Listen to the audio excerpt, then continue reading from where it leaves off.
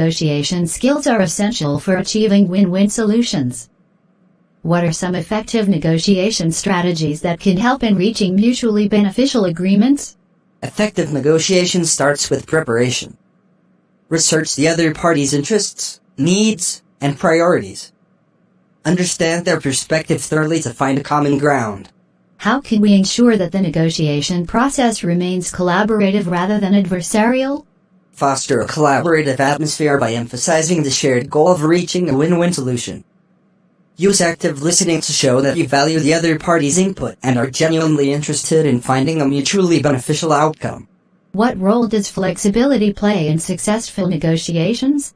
Flexibility is key. Be willing to adapt and explore various options. Sometimes, a small concession on one point can lead to significant gains on others, contributing to a win-win outcome. How can we handle conflicts or disagreements that may arise during negotiations without derailing the process? Address conflicts calmly and constructively. Focus on interests rather than positions. When disagreements occur, explore why the other party holds their position and search for creative solutions that meet both parties' interests. Are there specific negotiation techniques that can be employed to create win-win outcomes? Techniques like BATNA, best alternative to a negotiated agreement, ZOPA, zone of possible agreement, and principled negotiation, based on interests and principles, can be valuable in creating win-win outcomes. How can we build trust with the other party during negotiations, especially when there may be limited prior history or trust issues? Building trust takes time. Be transparent, reliable, and consistent in your actions and communication. Offer concessions in good faith and honor your commitments to establish trust. What if the other party uses competitive or aggressive tactics during negotiations? How can we handle such situations? Stay focused on your goal of achieving a win-win solution. Respond to aggression with assertiveness and professionalism. Avoid getting emotional, and redirect the conversation back to the interests and options on the table. Can you provide an example of a successful negotiation that resulted in a win-win outcome? Certainly. The Camp David Accords, facilitated by President Jimmy Carter in 1978, led to a historic peace agreement between Israel and Egypt. It was a win-win outcome that resolved long-standing conflicts in the region. In summary, successful negotiations for win-win solutions involve preparation, collaboration, flexibility, and the ability to handle conflicts constructively. Absolutely. With the right approach and techniques, negotiations can lead to outcomes where both parties feel satisfied and benefit from the agreement.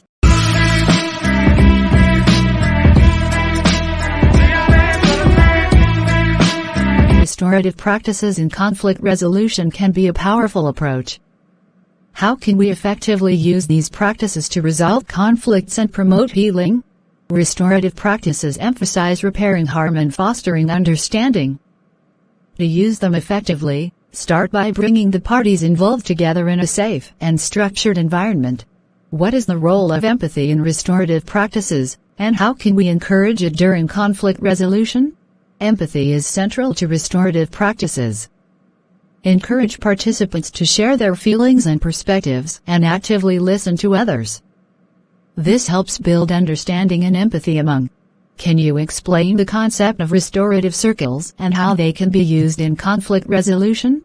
Restorative circles are structured conversations where participants sit in a circle and share their thoughts and feelings. In conflict resolution, they allow each party to express themselves and work towards a mutual resolution. How can we ensure that the parties involved in the conflict are willing to participate in restorative practices? Participation should be voluntary. Explain the benefits of restorative practices, emphasize that it's a safe and confidential process, and provide options for alternative conflict resolution methods. What if a conflict is deeply rooted or involves severe harm? How can restorative practices address such situations? For complex or severe conflicts, restorative practices may require the involvement of a trained mediator or facilitator. They can guide the process, ensure safety, and help parties work through difficult issues. Are there specific techniques or frameworks within restorative practices that can guide conflict resolution? Yes, Restorative practices offer structured frameworks, such as the restorative questions, that help participants reflect on the harm caused and the steps needed for repair and resolution. How do we ensure that the resolutions reached through restorative practices are lasting and prevent the recurrence of conflicts? To ensure lasting resolutions, create concrete action plans with clear commitments from each party. Follow up with check-ins and support to ensure that the agreed-upon actions are implemented. In summary, restorative practices in conflict resolution prioritize understanding, empathy, and healing, making them valuable tools for resolving conflicts constructively. Absolutely. They provide a structured and empathetic approach to conflict resolution that focuses on repairing harm and building stronger relationships among those involved.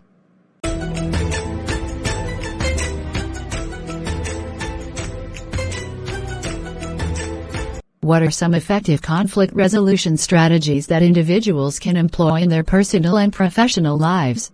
Effective conflict resolution strategies include active listening, empathy, and finding common ground.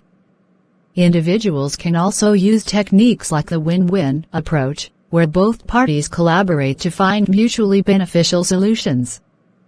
Avoiding blame and focusing on the issue, rather than the person, is also essential.